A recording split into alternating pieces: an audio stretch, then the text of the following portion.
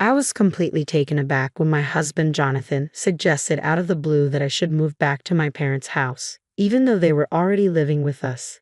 His sudden declaration left me speechless. He seemed to think he was being perfectly logical, though, and with a blunt tone, he asked, "Do you have a problem with that?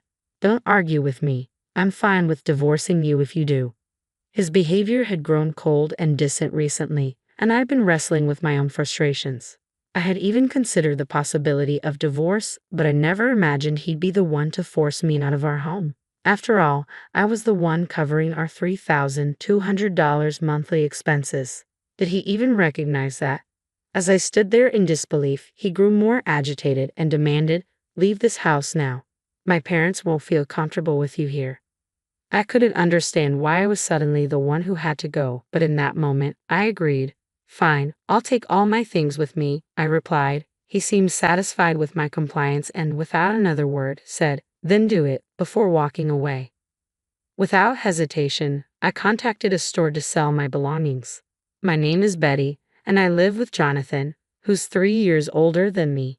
We met through mutual friends, and what started as a casual introduction turned into an entire day spent together. Jonathan had shared his dream of becoming a voiceover artist, and I was drawn to his deep, soothing voice. I've always been fond of such tones. He must have felt the same connection because we exchanged numbers and began planning more outings.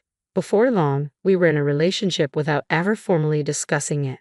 At the time, I had just graduated from college and started my career. Dating someone with more life experience like Jonathan felt exciting. My friend Laura voiced concerns about our age difference, but I brushed it off. "It's only 3 years," I told her, and I genuinely liked Jonathan. Feeling confident in his affection for me, Laura eventually came around, trusting my judgment. Jonathan and I had been together for 2 years when he brought up the idea of marriage. I had already told my parents about him, including his age, and they were eager to meet him, hopeful about our future together. I often wondered when he would propose, and in typical Jonathan fashion, it happened during one of his regular visits to my apartment. We were just lounging around, enjoying each other's company. It wasn't the most romantic setting, but it felt right for us. Then, without much fanfare, he popped the question. I casually responded, "Sure, let's get married." Maybe we both approached the idea with a laid-back attitude. After Jonathan proposed, we made the usual rounds of visiting each other's parents. But when we went to his family's house, it quickly became clear that I didn't quite mesh with them. The house was filled with decor meant to imitate old-fashioned luxury, but it all felt rather forced. His parents wore expensive clothes and flashy jewelry, giving off the impression that they were trying too hard to appear wealthy. It was clear our tastes and values were different, and I doubted we'd ever truly get along. During the visit, Jonathan's mother even made a hurtful comment about my appearance. I was stunned by how the family of the man I intended to marry could behave that way. But in the end, I reminded myself that I was marrying Jonathan, not his family. We were set to start our own lives together, and if I didn't enjoy being around his parents, I could always limit my time with them. With that thought, I decided not to let it bother me too much. After our wedding, as we settled into our new condo, I began to notice that Jonathan seemed distracted. One day, out of the blue, he asked, "Hey, who was that woman in the blue dress at our wedding?"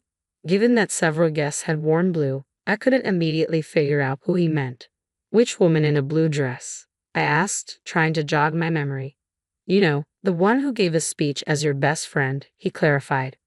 "Are you talking about Laura?" I replied, realizing that Laura had, in fact, worn a blue dress. "Yes, that's her," Jonathan said, though his tone carried a hint of unease. I was puzzled. "What's wrong with Laura?" I asked, sensing something off. "Oh, it's nothing," he said, brushing it off. "Just something I noticed the other day. I thought I saw someone who looked like her on my way to work," Jonathan said, his expression a bit unsettled. "It reminded me she was your best friend who spoke at our wedding." I was confused by Jonathan's sudden curiosity about Laura and his flustered response, but before I could ask more, he laughed awkwardly and retreated to his room. Not long after, Laura called me, brimming with excitement. "Betty, my boyfriend's coming back to Canada next year," she exclaimed. Laura and her boyfriend had been together since high school, having known each other since childhood. He had moved away in middle school, but they stayed close, first through letters and then by reconnecting in high school when he finally confessed his feelings for her. I had always loved hearing about Laura's romantic adventures. Even though her boyfriend had been working abroad for a few years, their relationship had remained strong. "Do you think he'll propose when he's back?" I teased. Laura giggled. "Maybe, but you're always jumping ahead, Betty." "Well, if he does, make sure to invite me to the wedding," I joked. "I'll expect another heartfelt speech like the one you gave at mine." "Oh, of course," Laura said, laughing. "But don't set the bar too high." We both chuckled, sipping our tea and enjoying the familiar comfort of our friendship. Laura had always been there for me, and I for her, sharing our lives and supporting each other through any struggles. Around this time, though, I began noticing some changes in Jonathan's routine. He started coming home later and later. "Working late again tonight?" I asked one evening as he walked through the door. "Yeah, why? Do you think I shouldn't work?" he snapped, a defensive edge in his voice. Jonathan had never let go of his dream of becoming a voiceover artist, and while I admired his dedication, it was starting to take its toll. He juggled several part-time jobs to pay for his voice artist training, but all his earnings went straight to that, leaving me to cover all of our living expenses. Saving money together felt impossible, and the strain was becoming more obvious with each passing day. As his hours at his part-time job grew longer, my concern deepened. "Hey, haven't you been working too much lately?" I asked, trying to sound supportive. "They shouldn't be making you do so much overtime, especially for a part-time job." He brushed me off, unwilling to discuss it, but deep down, I knew his relentless pursuit of his dream was starting to create a rift between us, both financially and emotionally. One day, I finally spoke up. "I told you, I'm worried." "I'm fine. More money is always better. Just keep your opinions to yourself." Jonathan snapped back, his tone colder than ever. By that point, he had grown distant, barely acknowledging me, and had stopped using my name altogether. He only referred to me as "you" when we spoke, and I had hoped that marriage would bring more warmth, more connection between us. Instead, his words had turned sharp and dismissive. The gentle, soothing voice I had fallen in love with had become rough and harsh. Jonathan had also been drinking more, and his voice even sounded hoarse at times, a concerning issue for someone aspiring to be a voiceover artist. Yet he showed no interest in discussing his health or making any changes. Conversations with him became rare, and eventually, he started avoiding me completely, even when we were in the same room. Amidst all of this, Laura called me, saying she had something important to discuss. I was eager to meet up, desperate for a break from the tension at home.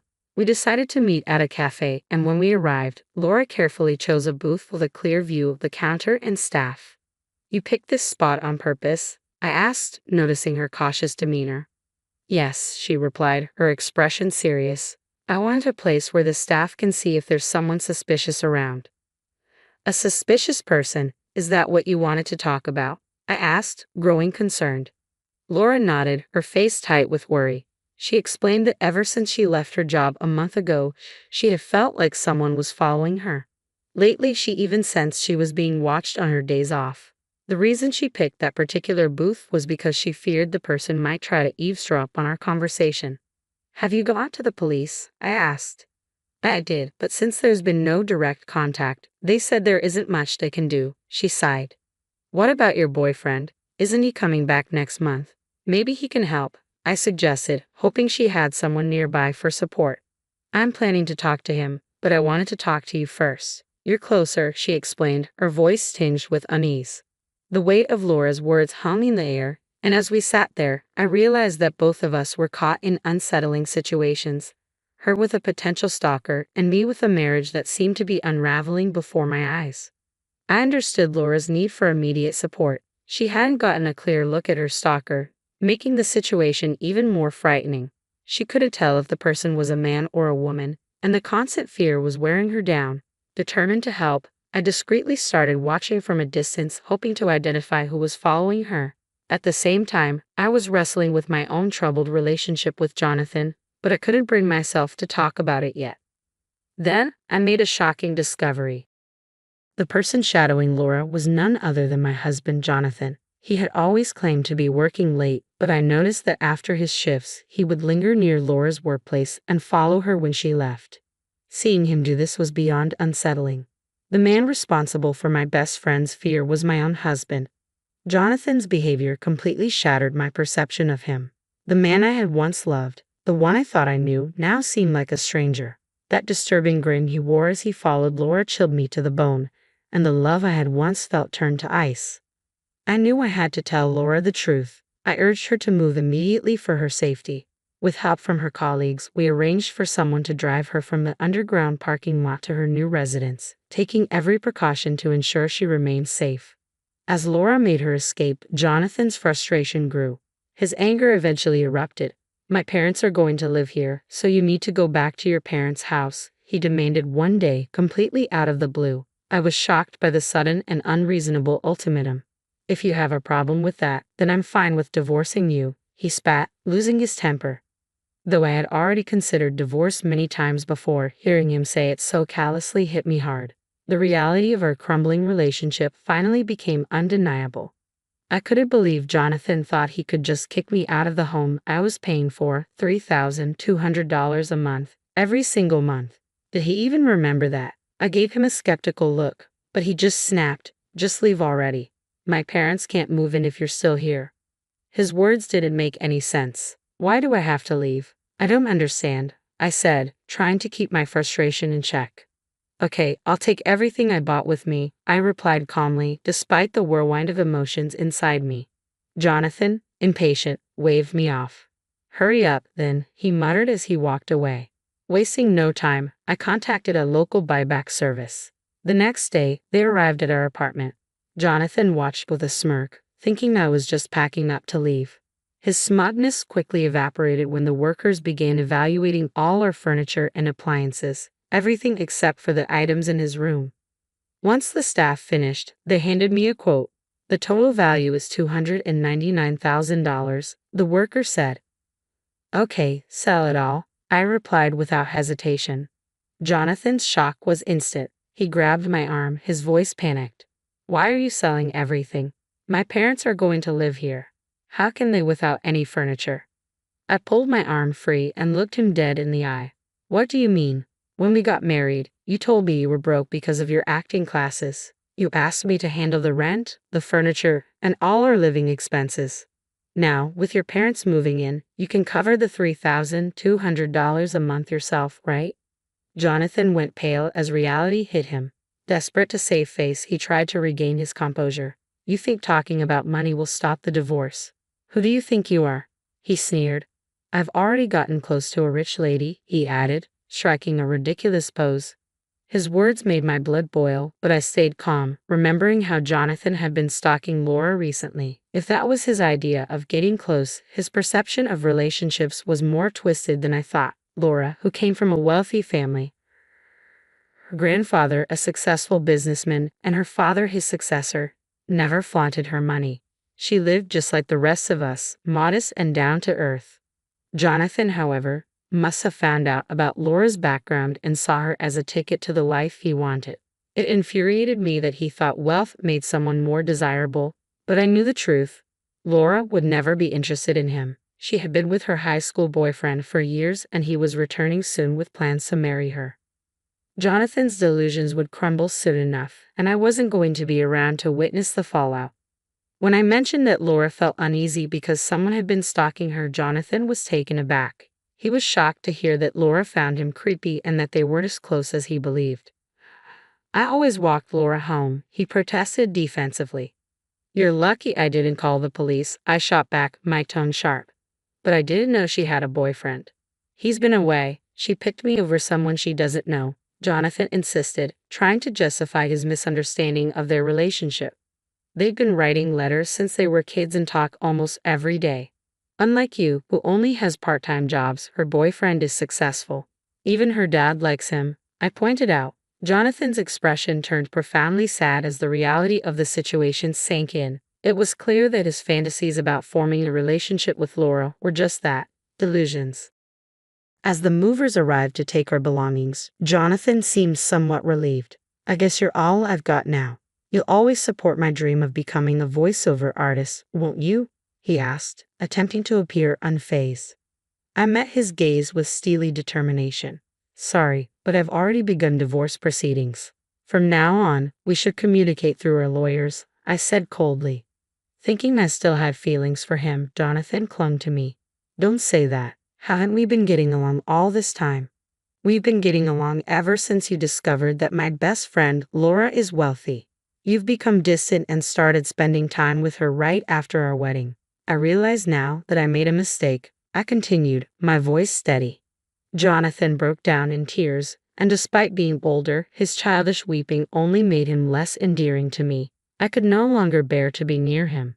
Enough, I snapped. I've also informed your Uncle Uncle about the divorce. You know he's a tough man. Well, he's decided to work for him, which means I can no longer support your voiceover dreams. You barely practice as it is. It might be time to accept reality and stay away from Laura. If you don't, I'll call the police. With those final words, I left, determined not to look back. For now, I would stay with my parents, though I considered moving closer to my workplace if I found a suitable place. Meanwhile, as expected, Jonathan ended up working for his uncle, and his parents, who had plans to rely on him financially after his marriage to Laura, also moved in with him, all of them now working for his uncle. It seemed that exploiting others was a family trait. I felt a wave of relief wash over me as I escaped that toxic environment. Age wasn't the significant factor. I vowed to be more cautious in choosing my next partner. On a happier note, after settling things with Jonathan, Laura invited me to her wedding. She introduced me to her long-term boyfriend, and I genuinely wished them both happiness.